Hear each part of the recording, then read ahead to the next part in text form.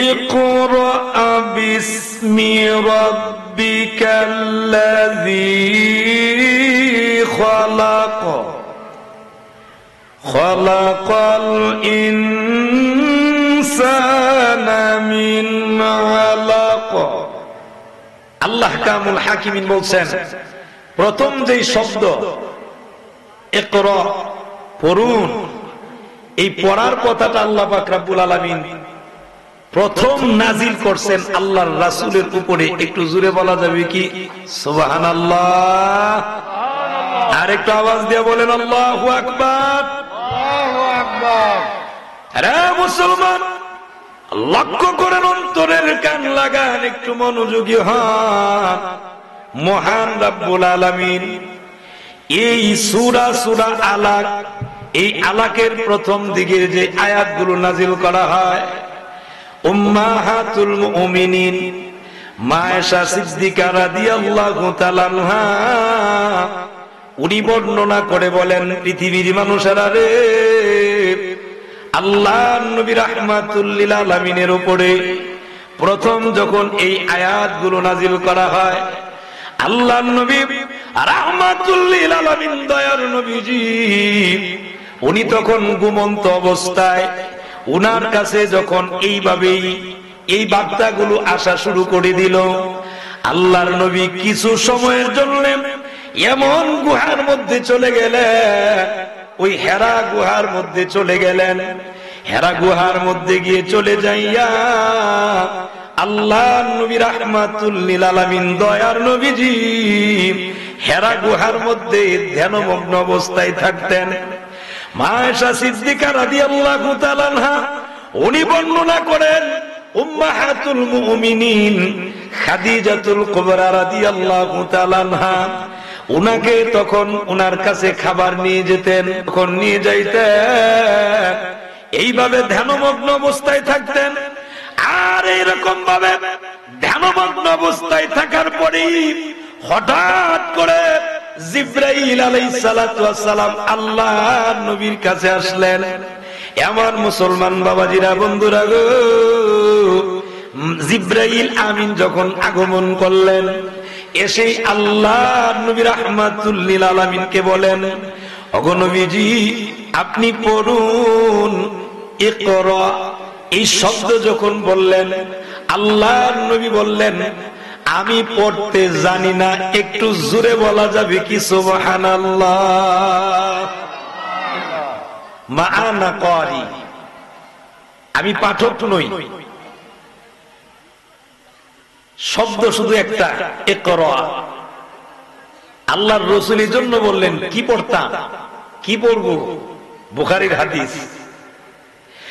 লক্ষ্য করেন, যেই মাত্র এই কথা বলা হয়, জিবরাইল আমিন সঙ্গে সঙ্গে আল্লাহর রাসূলকে টান দিয়ে বুকের মধ্যে চেপে ধরলেন। বুকের মধ্যে চাপ দিয়ে ধরে, চাপ দিয়ে আবার ছেড়ে দিলেন। আবার দ্বিতীয়বার বললেন, ইকরা, আপনি পড়ুন। আল্লাহর নবী আবারও জবাব দিলেন, মা আনা ক্বারি, আমি পাঠক নই, আমি কি পড়ব? আবার উনাকে ছেড়ে দেওয়া হয়। তৃতীয়বার আবার ধরা হয়, আবার চাপ দিলেন, বুকে চাপ দিয়ে ধরলেন, চাপ দিয়ে ধরে আবার বলা হয় ইকরা। আল্লাহর নবী আবারও জবাব দিলেন, মা আনা ক্বারি, আমি পাঠক নই, পড়তে পারি না।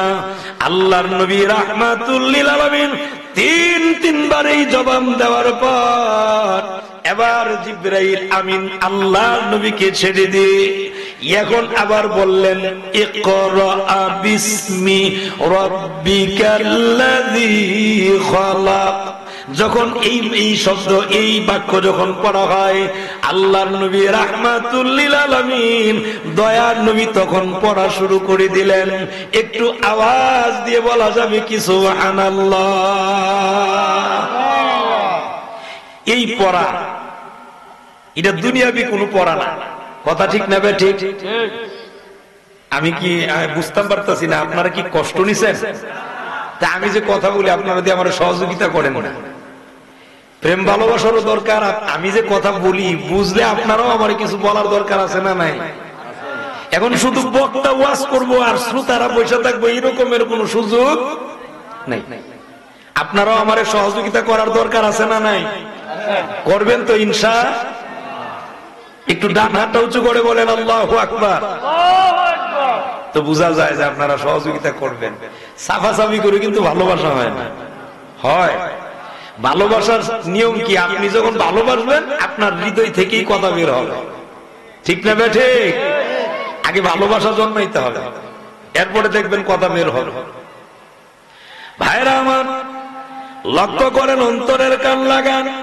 আল্লাহ নবী রাহমাতুল লিল আলামিন, দয়ার নবী এবার যখন পড়া শুরু করে দিলেন, জিবরাইল যখন বললেন ইকরা বিসমি রাব্বিকাল্লাযী খালাক, এখন পড়া শুরু করে দিলেন।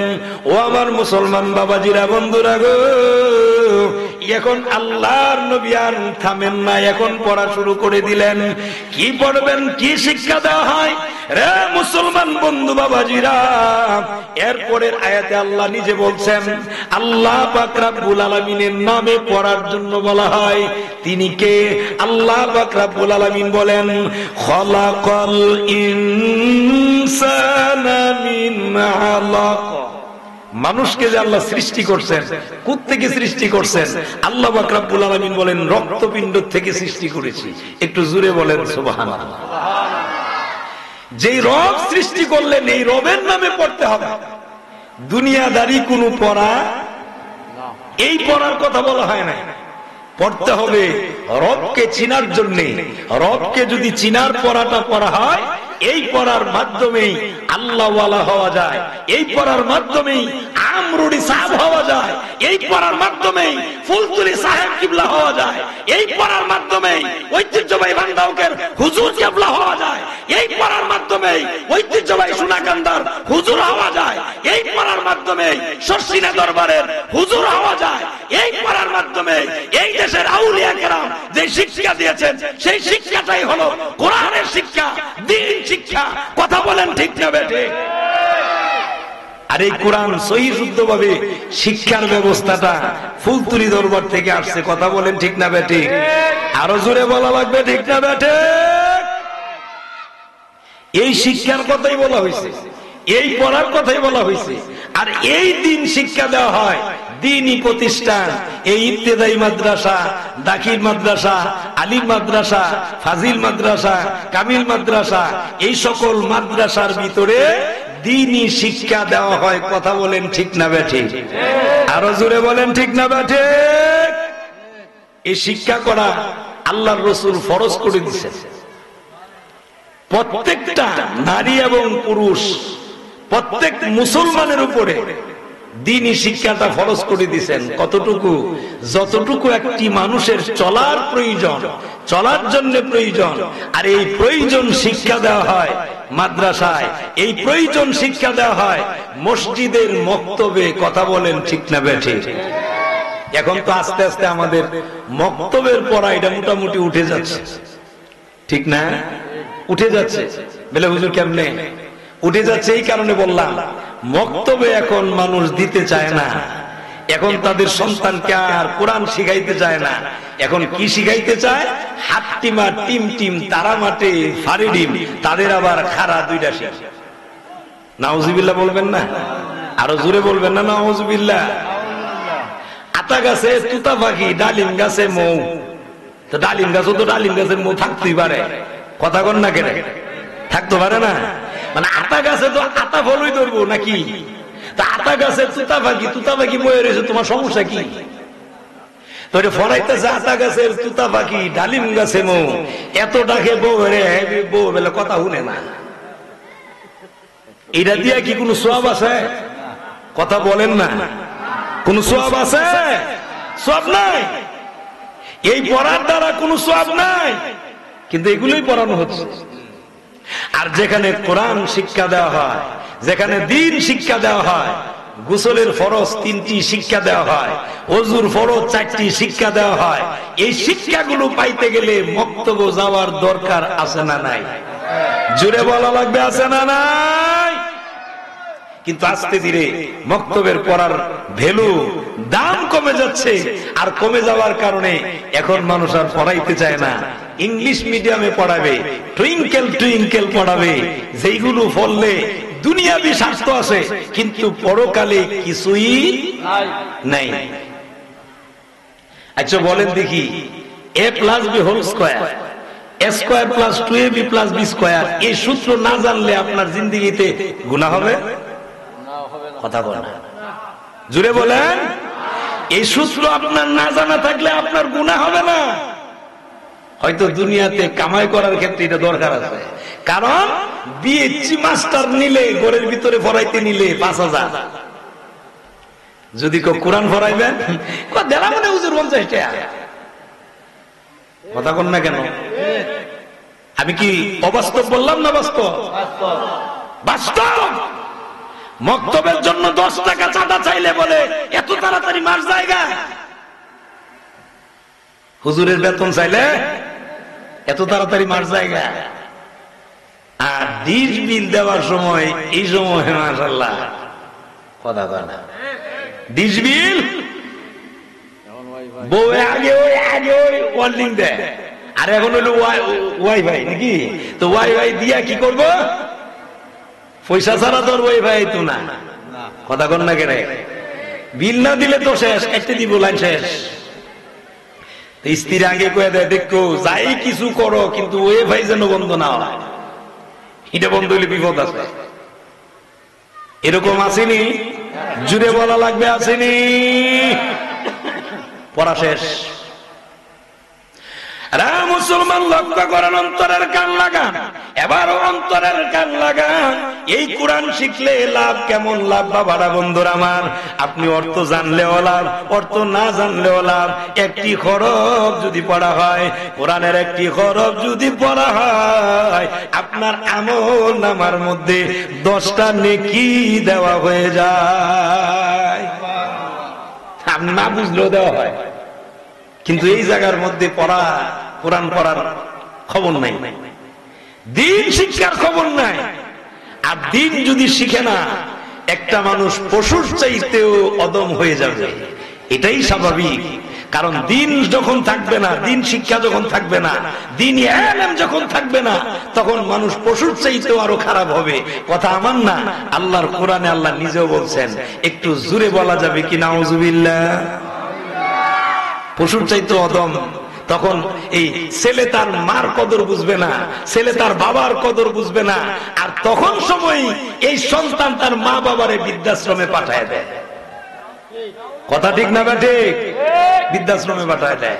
তখনই দেখবেন ওই বিচারে যাওয়া লাগে, বাবারে মারছে সন্তানে। সন্তান বাবারে মারে কখন? যখন এই সন্তান পশুর চাইতে খারাপ হয়। ঠিক না ঠিক? পশুর চাইতেও খারাপ। আর হওয়ার কারণ কি? এই ছেলেরা আপনি দিন শিক্ষান নাই, দিন ইলম শিক্ষা দেন নাই, যার কারণে এই সন্তানের মধ্যে আদব আসে নাই, এই সন্তান বেয়াদব হইছে। কথা ঠিক না ঠিক? ভাইরা আমার, বন্ধুরা আমার, অন্তরের কান লাগান। এবার আল্লাহ নবী রাহমাতুল লিল আলামিন, দয়ার নবীজি কাঁপতেছেন, উনার শরীর মুবারকের মধ্যে তাপ এসেছে, জ্বর উঠে গেছে। এমনি চলে গেলেন খাদিজাতুল কুবরারে ডাক দিলেন, রে খাদিজাতুল কুবরা, আমাকে কম্বল দাও। খাদিজাতুল কুবরা দেখে বলেন, ইয়া রাসূলুল্লাহ, নবী গো কি হয়েছে আপনার বলুন দেখি। ঘটনা যখন ব্যাখ্যা দিলেন খাদিজাতুল কুবরা রাদিয়াল্লাহু তাআলা আনহা, উনি ডাক দিয়ে বলেন, আপনি তো কোনো মানুষের উপরে অন্যায় করেন না, আত্মীয় স্বজনের হক আদায় করেন, আপনার উপরে কোনো ধরনের গজব আসতে পারে না। সুতরাং চলুন আপনি আমার সঙ্গে। ওয়ারাকা বিন নাওফলের কাছে নিয়ে গেলেন। আমার মুসলমান বন্ধু এবার নিয়ে যাওয়ার পরে যখন ঘটনা বর্ণনা দেয়, ওয়ারাকা বিন নাওফল উনি তখন ডাক দিয়ে বলেন, খাদিজা গো, জানোনি উনি হবেন আখিরি জামানার পয়গম্বর, উনি হলেন শেষ পয়গম্বর। একটা জবানও বন্ধ নয়, একটু জোরে বলা লাগবে সুবহানাল্লাহ। আর একটু জোরে বলুন আল্লাহু আকবার। রে মুসলমান বন্ধু, কখন সময় ওয়ারাকা বিন নওফাল উনি ডাক দিয়ে বলেন, রে খাদিজা জেনে রাখো, যদি ওই সময়কালে আমি বেঁচে থাকি অবশ্যই আমি ওনাকে সহযোগিতা করব, আমার সর্বাত্ম শক্তি দিয়া আমি ওনাকে সহযোগিতা করব। ও খাদিজা, উনি আখিরি জমানার পয়গম্বর, ওই সময়কাল পর্যন্ত যদি আল্লাহ আমারে হায়াত দেন আমি ওনার উপরে ঈমান আনবো। একটু জোরে বলুন সুবহানাল্লাহ। কিন্তু কিছুদিন পরেই উনি দুনিয়া থেকে বিদায় হয়ে গেছে। এই হলো সূরা আলাকের প্রথম দিকে আয়াতের শানে নুজুল আমি আপনাদেরকে শুনাইলাম। পড়ার ব্যাপারে স্বয়ং আল্লাহ বলছেন। আর এই পড়া কোন পড়া? যেই পড়ার ভিতরে বরকত আল্লাহ রেখে দিয়েছেন, এমন পড়া বলুন দুনিয়াতে কোরআন পড়লে যেমন লাভ, পরকালেও লাভ আছে না নাই? জুড়ে বলা লাগবে, আছে না নাই?